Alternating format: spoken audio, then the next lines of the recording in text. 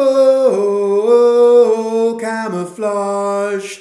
You might recognise that as the first line of the chorus of Camouflage by Stan Ridgway. The song tells the story of a United States Marine fighting in the Vietnam War who gets separated from the rest of his unit, is beset on all sides by North Vietnamese troops and seems to be facing certain death when he's joined by another Marine by the name of Camouflage who fights by his side all through the night. Camouflage is a very mysterious man who seems to be immune to bullets, and at one point he even catches one in his fist. Somehow the two survive the night and the first guy makes it back to camp. Only then does he learn that the man known as Camouflage is actually dead, and it must have been his ghost who saved his life in the jungle.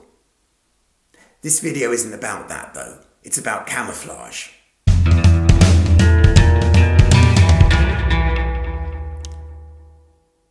Crypsis.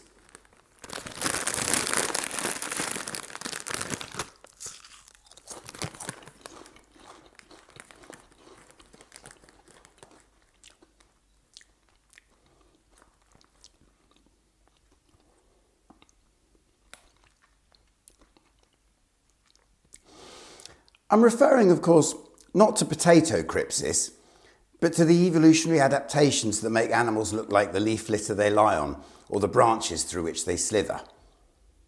For example, Carney here has this beautiful pattern that would make him very hard to spot if he were on the forest floor in his native Madagascar.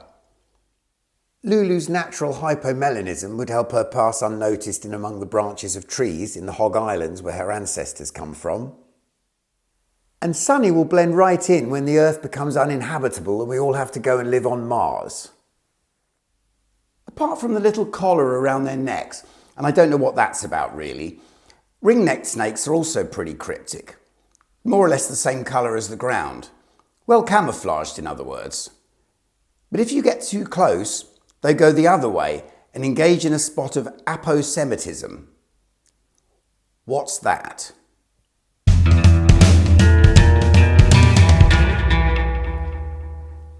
We human beings cover up our natural smell with deodorant to increase our chances of being invited to parties, and so we don't get asked to leave the public library and places like that. Those things aren't major concerns for brown house snakes, Aurora house snakes, puff adders, rhombic night adders, file snakes and corn snakes. Mostly they just don't want to get eaten. But which of those species uses chemical camouflage to mask their natural scent so they don't get sniffed out by predators?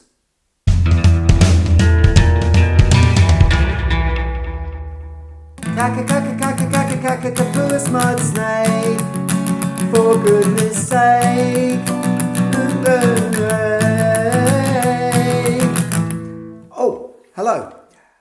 I've had an idea for a new song. It's catchy, I think, and I'm pretty sure it's completely original and bears no resemblance whatsoever to any existing song. Let me know in the comments if you disagree. Actually, it reminds me of question 3, which is this. What nifty camouflage trick can the capuous mud snake pull that most snakes can't?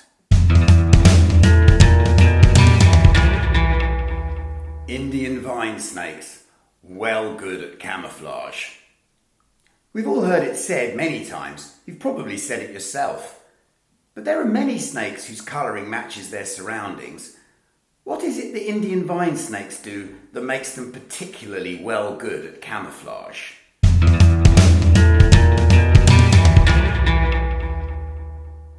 What's going on here then?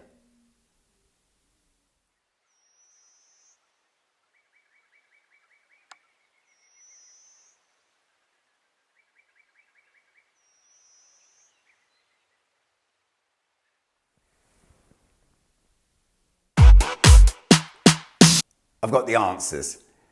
Question number 1, as I said, from above, ring-necked snakes are well camouflaged. But if you scare them, they flash their orange belly to tell you to go away. They don't make that noise, obviously. That's just what I think you'd hear if orange were a sound rather than a colour. It's an example of aposematism, which is sending a warning to potential predators to let them know you're not to be messed with. Question number 2, puff adders use chemical camouflage to mask their natural scent. In 2015 or thereabouts, researchers used a highly trained team of dogs and meerkats, this is true, I'm not making this up, to identify the scent of puff adders and the other species named in the question. They had no problem with the other species, but they drew a blank when it came to the puff adder scent. Question number 3, the Capuus mud snake can change colour like a chameleon. Question number 4, Indian vine snakes are not only green and slender like slender green branches, but they also move like branches, so they're very difficult to tell apart from branches. And question number 5, that little wiggly thing in the video, that's the tail of the spider-tailed horned viper.